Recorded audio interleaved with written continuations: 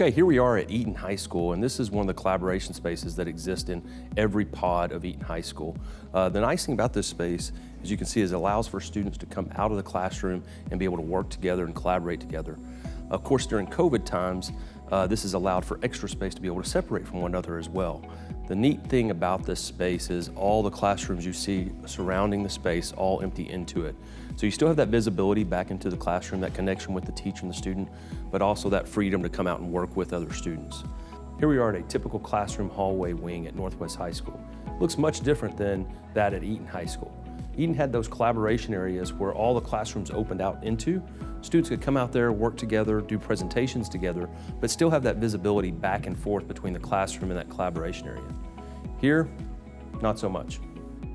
In addition to the collaboration space, another important need at the Northwest High School is the expansion of the corridor spaces to be able to handle that increase of students from 2,400 to 3,200 students. As you can see here at Eaton, we have plenty of space as you walk up and down the corridors. Here we are at Northwest High School in one of their standard hallways connecting classrooms, athletic spaces, fine arts spaces.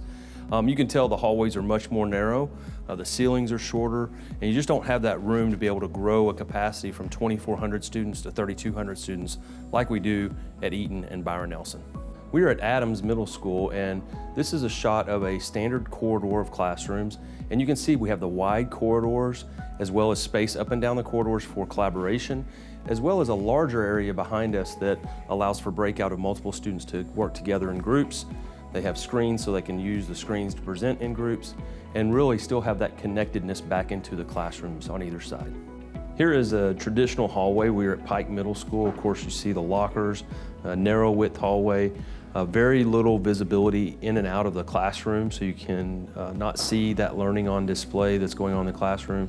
And of course, what is missing here from our new prototypes are the ability to have that collaboration space out in the hallway. We're here at Adams Middle School in their theater arts department, and we're shooting a shot through the door that leads out to the main stage in the cafeteria.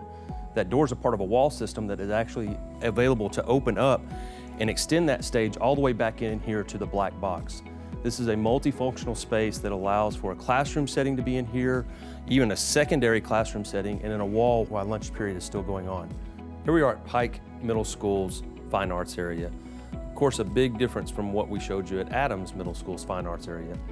The stage is open directly into the cafeteria, and it's a much smaller stage. You do not have the partition wall that helps separate this off and become a classroom, nor do you have the black box space like what we have at Adams.